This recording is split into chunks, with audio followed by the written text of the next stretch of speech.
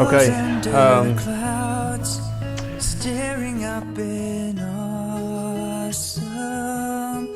My name is Nick. This project that we're involved in, I hope will help people to see that we've all fallen short of the glory of God, and that only in our weaknesses are His strengths made perfect. Anything that I say about my past life is for God's glory and everything that He's delivered me from.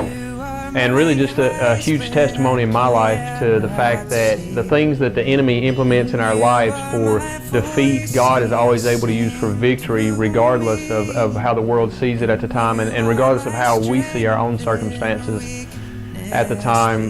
God tells us that every promise in His book is ours, and we know that His ways are higher than our ways, and His thoughts are higher than our thoughts. I say all that just to say that whatever I say about my life, it may seem like the enemy had me exactly where he wanted me, but I think that it's these traits and characteristics that were developed that made me a tool that God can use to reach out to others.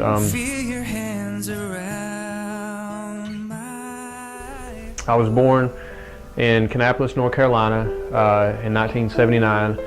My mom and dad lived in a trailer with me and my brother. And he was the product of another relationship that my mother had had prior to my father, but they had gotten married. He had agreed to raise my brother, and they had me. And everything, I think, was somewhat normal for the first couple of years. Dad was working for the city, and you know, Mom was trying to be a good mom, and so we rolled right along. My mother suffered from manic depression, and I think it was a lot for my dad to handle, coupled with his alcoholism. So about the time I was 2 years old, you know, my dad just couldn't handle the stress anymore, and so he kind of took off and left me and my brother there. And it wasn't so bad for a while. I think the stress really started getting to Mom over the next few years, and my grandmother really loved my brother a lot, and so he had an advocate there in the home, but me and my mom a lot of times felt like we were alone and cut off from the family. And we managed to stay together. Mom managed to work and do what we could, and being as young as I was, I don't know the circumstances, but about the time that I was 5, I felt like things really started to spiral out of control for my mother. My brother was awarded custody to my grandmother through the state because my grandmother declared the home unfit for children, and the judge agreed, and they took my brother out of the home, and I stayed there. And I think that really was the final straw for my mother. Her manic depression really seemed to take a turn for the worst at that point in time. I can remember some of the mood swings where one minute she would be hitting me with something and have me backed into a corner, and the next minute she would have me on her lap, you know, holding me and telling me how sorry she was and how much she loved me. And through it all, no matter how abusive my mother was, we were still very close because, you know, she was all that I had in the world at that time. But that didn't last for long. Eventually, I got caught, you know, stealing stuff that my mom was making me steal, cartons of cigarettes and stuff like that, and some of the stuff that was showing up at school, you know, lack of clothing, lack of nutrition, lack of attendance. The state caught on to the situation and sent me to live with my grandparents in Tennessee. Probably one of the best years of my life. I really enjoyed being there with them, and it really felt like a real sense of family. And I don't remember what happened, but my grandparents always said you were just so worried about your mother that you didn't respond well, and we knew that we had to get you back with her or you just never were going to thrive, because I was so used to helping take care of her. It was a very strange codependent relationship that me and my mother had. I think she needed me just as much as I needed a mother. So I moved back in with my mom, and things were okay for a while, but you know, over the next couple of years, she started to spiral out of control again. We had moved to a different neighborhood because my mother had been the victim of a sexual assault in the trailer park that we lived in, and being the wild kid that I was, she got kicked out of the women's shelter that accepted her in because of the rape. And you know, I was pretty unruly at the time, so we were told we couldn't stay there any longer, and so we moved to another place. And I think her mood changes and sporadic behavior just really picked up even more, and just seemed to gradually progress over the course of my life. And I think when I was about 7 years old, the state came back in and sent me to live in a foster home. foster home wasn't the worst place I'd ever been, but it wasn't the best, and I stayed there for about a year and a half, and the state decided to try to reunite me with my mother again. So I came home to Mom, and it was supposed to be pretty happy times. My mom, having the mental illness that she had, didn't always make the best choices. She had picked up some friends while I was in a foster home, and some of them weren't the best people for her to be hanging out with, and one of them was a younger fella that she had met that worked at the grocery store down the road. And my mom had always been very casual with her encounters. I can remember times she would go down to the gas station and drop me off with the first stranger she met so she could go out to the club. So leaving her kid with somebody she didn't know was not problematic for her, and it really hadn't been for me. I'd been very blessed up until this point to find people that were not harmful to me. This man that was around my mom at this time was not one of these people who should have been trusted, but I suffered some abuse at his hands at the age of 8 years old, and I kept that for a long time, and I don't know how much it affected me, but I really look back and I see God's strength and His mercy at that point in my life, because I think a lot of kids that would have fallen apart at that time or had so much anger and hate built up in them, I just didn't experience a lot of things that I felt like, looking back, a kid that went through that should have experienced. So I stayed with my mom for a couple more years, and eventually the state came in again and sent me to live with my grandmother. For her, it was last resort. She had my brother, that's what she wanted. She left me there when I was 5, and so now 6 years later she's stuck with the chore of raising this child that she obviously didn't want to raise.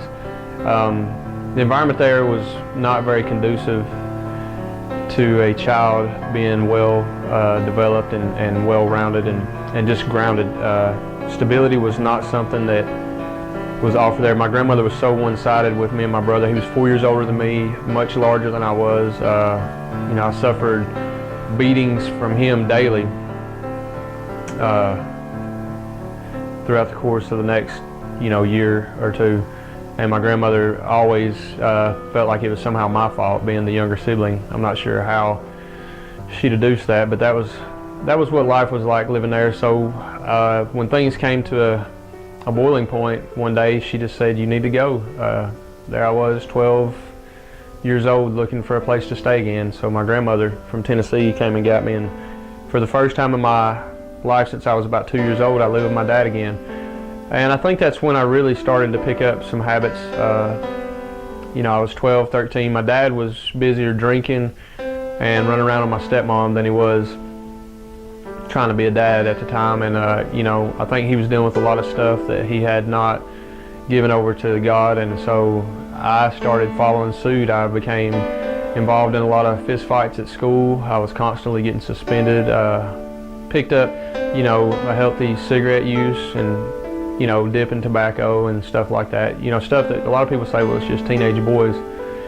But over the next few years, my dad eventually got divorced from my stepmom and was in such a state that I couldn't stay with him. So throughout the course of those next couple of years, I stayed with my stepmother, and she remarried.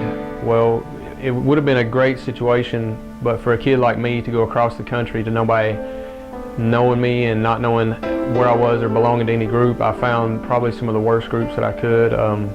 Started hanging out with a lot of rough characters, smoking cigarettes during the school, smoking marijuana during school, getting high every chance I got. From about 13 or 14 years old, I think we moved to California when I was about 14, and just fell in with the wrong crowd. And things just seemed to, it felt like life really sped up from that point on. A lot of my years between 14 and 18 were spent hanging out with gangbangers and a lot of young girls that were more promiscuous than they should be, and engaging in illegal drug use and at times selling illegal drugs. So I think at one point I had gotten a little ray of hope where I had found a scholarship, and despite my bad grades, I had gotten a scholarship to a school in Texas where I was dating a girl, and by this time we'd moved 2 or 3 times and I was living in Hawaii. Well, I came back to Texas and really had a good chance to start off there, and started hanging out with a fraternity. And where a lot of people think that college is a good thing for people to get involved in and it really progresses their life, a lot of kids take it the wrong way. And I still at this point had not realized that throughout my life, all the encounters that I'd had with so many different people, God was always right there. I can always remember looking back times where people would come up to me and tell me that God loved me, or I would have a Sunday school teacher or somebody that was from a philanthropic organization come by and check on me and my mom or try to do something nice for me. And I realized that God was always watching over me and looking out for me. And I just didn't come to that realization as soon as I think I would have liked to, but God's plan was higher than my plan. I started drinking real heavy and doing just about any kind of drugs I could get my hands on there in Texas when I was going to school. I was drinking all the time. Lots of different encounters with promiscuous girls and stuff like that, really not taking any regard for my own safety or health. And within about a year and a half, I ended up getting a letter that told me I was relieved of my scholarship and not allowed to attend that college anymore. So I find myself returning back home at 19 years old, and I just feel like, looking back, I had chosen everything in the world to fill this hole that I feel like was always there, trying to find out where I belonged and who would love me and why I felt so discarded so many times throughout my life. And I think that God just really knew how stubborn I was and needed me to see that all these things that I was experiencing in life were not the answer. And so I'd tried everything. I'd hung out with, violent crowds. I'd done illegal drugs. I'd been to college and hung out with what people would call the cool kids. And I found myself with none of that. I mean, I looked around and nothing was left. I had nothing. And I returned back home to Tennessee to live with my alcoholic father. And the days and nights there were probably the lowest point that the devil ever got me to in my life, and it was by my own doing, not God's, because I know that God was always there waiting in the wings for me to just choose Him. But at this point, I was lower than I'd ever been. I was living with my father. He was drinking daily. I didn't know it at the time, but he was shooting up cocaine. And I just started selling drugs, and my main objective every day was just to stay high. I was selling pot and doing just about anything I could get my hands on, but hanging out with everybody that would come my way and not really taking any regard for the people that I was surrounding myself with. And I can remember one day a guy had called me and he said, "Hey, would you like to come over here and meet up with this guy?" Well, I said, "Sure." And he said, the girl that's at this house is pretty mean, but if you're laid back, you'll get along with her just fine. Well, I met this beautiful girl, and when I walked over there, I thought, wow, I've never seen anybody this beautiful. But immediately thereafter, I opened my mouth and she opened her mouth, and we both just had an instant dislike for each other. But what I didn't realize at that point in time is that I think my life was about to change, and I think that God was already preparing my heart for something that would make me take notice of the reckless path that I had taken. Started being around this young lady more and more often, and the more we were around each other, we got past each other's personalities and realized that there was a lot of good there and a lot of things that we liked about each other, and naturally became friends in the weirdest way. And gradually I realized that in the midst of all this turmoil, I found something solid that I was reaching out for, and I had realized that I was experiencing true love, and it was like a gift. It really opened up my eyes to a lot of things, and it took me a long time to realize it, but I knew that everything that I had been searching for before was not drugs, it was not alcohol, it was not sex, it was not violence, it was not validation of who I was through this world, because that's what I feel like God was trying to show me, is that this world would never offer me validation. This world would never give me what I needed to feel whole or complete or valuable or infinite or anything great, not even mediocre. It was just less than valuable. It was, that's all that the world ever had to offer me. So I think, in a sense, this first encounter with love was so great that it really made me start examining myself in a whole different light. Like, maybe I did have some value, maybe I did have some worth, and maybe I could establish something long-standing. And what I didn't realize is I wasn't establishing anything at all. The whole time it was God in my life, and it was this perfect revelation of what love is in the worldly sense. And I thank God that was just preparing me for this acceptance, this young girl who, despite the differences in our personalities and despite the situations and the ongoing circumstances in our life, chose to open up her heart and love me regardless of my past, regardless of who I was, and regardless of what was going on at the time, and the way that I behaved a lot of times when we first started dating. And I look back at that now, and I thank God you were just trying to show me an introduction to love, so that when I did start to learn about your perfect and amazing love, that I wouldn't be blown away, because I really knew that when I came to God, that His love was so much more powerful and so much more perfect and infinite and faithful. So from meeting this young lady at this tumultuous point in my life, and at that, selling drugs to hers was the way that we were introduced to one another, and gradually we could sense a shift in the winds of our life. And I remember at one point in time driving past this little church on Gun Barrel Road in Chattanooga, Tennessee, and it said Pentecostal, and I thought, you know what, I've had a Pentecostal lady pray for me before, and when she did, I felt like God was looking down from heaven and seeing everything in my soul that I had ever done wrong, and I just cried like a baby the first time I had ever met a Pentecostal lady. And she really must have been a godly woman, because I remember feeling such a powerful move of the Spirit at that point in time. And so this was some 2 years later, and I drive past this little church, and I was still caught up in the world, still doing a lot of the same things. And I seen the sign that said Pentecostal on it, and I told God right then, I said, God, I know that you've been with me my whole life, and I know that there's got to be something, some kind of purpose for me. And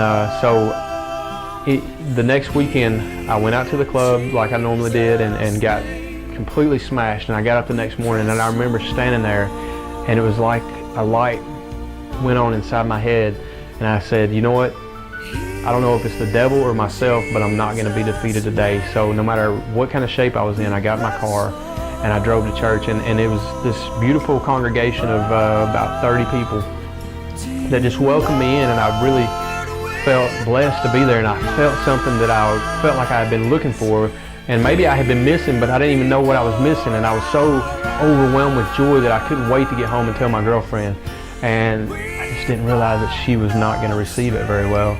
You know, I got home and she told me about how her aunt had died of cancer, and her aunt had been a homosexual, and she blamed God for it. And in a sense, she didn't even believe in God, because God wouldn't let a good person like that die. And so I just remember being heartbroken. And again, looking back, I know that the enemy meant that for defeat, but it really turned out to be my victory, because I was so adamant. I went to the church 2 or 3 more Sundays, and a man had a vision. He said, you know, God has shown me that we are the people who are supposed to take Jericho by storm, and all we have to do is walk around it, just like they did in the Bible. And so these people in the church started walking around the church, and you know, being a young man, I thought, I don't know what's going on here, but I'm going to stick around and find out. It was a little unnerving, I have to admit, but I could feel God in the room. And so at some point, I remember looking over at a lady who was sitting down with me in the middle of all these people walking around, and she was just praising God, and I remember being drawn to her, and I just laid my head on her shoulders and started crying. And I thought, this is exactly what I felt in another state, in another time, with a different person. And so I realized immediately it wasn't the person, but the anointing of God that was being poured out like a balm over all my wounds, over all my hurts, over all the injustices that had occurred in my life. And just immediately this sense of peace and healing and belonging and love flooded over me. And I went up to the pastor and I said, I want to be baptized, because I know that God is in my heart now. I feel Him, and I want to make sure that I take on the wedding garment. This church had already taught me in a few short weeks things that I felt like were necessary for salvation. So they did. They filled up the baptismal and got everything ready right then. And I can remember telling them, I need to go home and get my girlfriend. So they said, okay. And so I drove home, and like I said, she was so resistant. So I went home and told her what I was doing. She didn't understand it. You know, the word says that the cross is foolishness to those that don't believe, or to the world. And it was just like that in a lot of ways. She just looked at me and she said, why are you getting baptized today? Or why didn't you let somebody know? Or why are you even getting baptized? And I remember looking at her and I said, I love you, but this is really important to me, and I don't know if I'll be able to look back on this and forgive you if you don't at least show up today. And I don't know if I said things exactly the right way, but I must have said something right, because she got in the car, she slammed the door. She didn't talk to me the whole way there, but praise God, when I came out of the water, there were tears coming out of her eyes. And she started coming to church with me. And I don't think it was maybe 3 or 4 months later, maybe 6 at the most. We had friends at church that day, and she was not one to be outspoken, but just out of the blue, she pushed through the crowd. The message was about pushing through the crowd and touching the hem of his garment, and she pushed through the crowd and she went down to the altar. And I thought, God, this work that you've done in me, you're doing in somebody else. And I knew that God was no respecter of persons, and I was just amazed that this woman who was so much more stubborn than I ever thought I was, and so dogmatic about her beliefs and her resistance, that God had reached out and touched her heart, and whatever hurt that I felt like I had felt before in my life, that he was doing the same healing power and the same healing work in her life, and that whatever things that I still had yet to learn about her were already being healed. Before she could even tell them to me, God already knew. And I felt like, oh man, he's just sweeping over, and thank God we're going to be able to share this together. Like, our relationship that is so amazing now is really going to be complete. And so it really was. Over the next few years, we had our bumps like any couple does, but God was the one anchor in the middle of every single storm that we weathered together. And we made it through some things that I really think a lot of couples may have fell apart over. Just arguments that started over the worst reasons, or stupid mistakes that I made, and God was always there to bring us back to Him, in essence, closer to one another. And so I thank God you've given me salvation, you've given me a helpmate, and you've given me a church family. You've given me everything that I've ever desired. What more could I ask for? And I thought, you know, this is perfect. But God wasn't through with me yet. We continued to work. We continued to grow closer to the Lord and closer to each other. But after a couple years, at this age in our life, people start talking about kids, and you start thinking, well, yeah, it's about that time. Well, we noticed something was not happening. We were trying to do everything right, trying to live for God, and everybody around us was having a child except for us. And so we went to the doctor. Naturally, we go to man's wisdom first, and they tell us, well, there's something about the progesterone levels, or there's this or that. So we tried a lot of different medications and a lot of different treatments, and nothing seemed to work. And so we started saying, well, do we save up the money for the most expensive treatment that I knew of at the time, which was in vitro? And so we started thinking about this, and I told my wife, I don't know if I can take the heartbreak if it doesn't work. And so, you know, here we were, a young couple living for God with no children, and both of us working, and we decided, you know what, let's just travel and see the world. And we had almost resigned to giving up on the hopes of starting a family when God sent us an angel.